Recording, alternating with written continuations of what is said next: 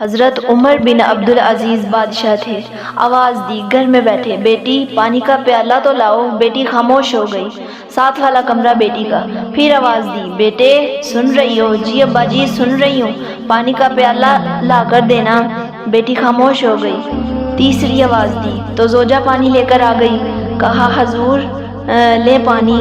حضرت عمر بن عبدالعزیز کو غصہ آیا، کہنے لگے بچے کس لیے ہیں؟ وہ خود کیوں نہیں آئی؟ اب اتنی نافرمان ہو گئی ہے کہ ایک پانی کا پیالہ باپ کو نہیں دے سکتی، کیوں نہیں آئی؟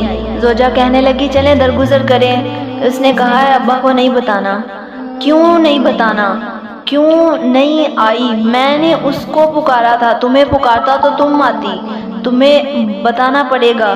بات ذرا آگے بڑھی تو ماں تھی، نہ بات بیٹی کی تھی تو اماں رو پڑی، آنکھوں میں آنسو آئے۔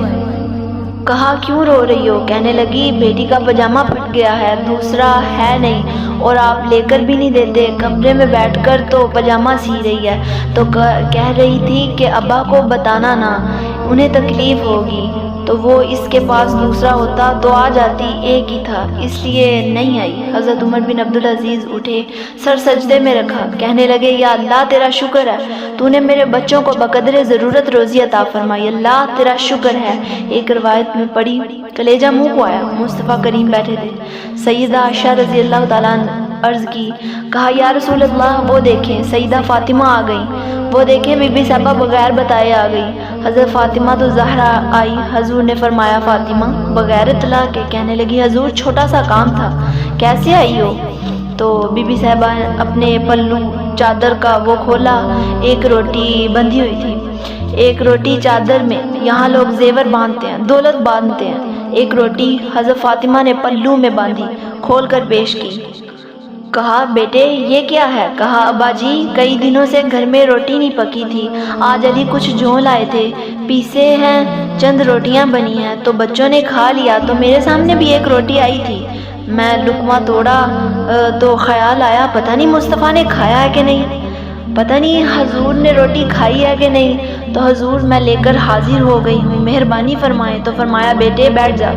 حضرت فاطمہ بیٹھ گئی۔ سیدہ عائشہ کہتی ہیں حضور بھی بیٹھ گئے۔ کہا فاطمہ کتنے دنوں سے نہیں کھائی؟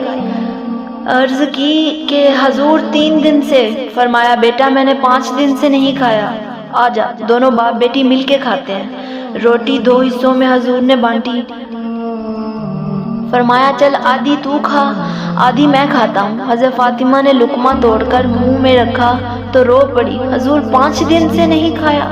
فرمایا چپ کر، ہمارا دنیا سے کیا تعلق، ایک پل رہ گیا ہے، بس اللہ پھر جنت کی ساری نعمتیں عطا فرمائے گا، رونے والی بات نہیں، اس میں بس ہمارا کیا تعلق، ایک پل ہے پھر مالک بڑا کچھ عطا فرمائے گا۔ اور بہنوں جو کائنات کے مالک و تار تھے، جو آبرو کا اشارہ تھے، جو حضرت جبرائیل جنت کی نعمتیں لے کر آ جاتے، انہوں نے تو دنیا کی جانب توجہ ہی نہیں دی، ان کو تو خیال ہی نہیں آیا، دنیا ہی دنیا، دولت ہی دولت، ہر آدمی دولت کے ترازو میں تلنے لگا ہے۔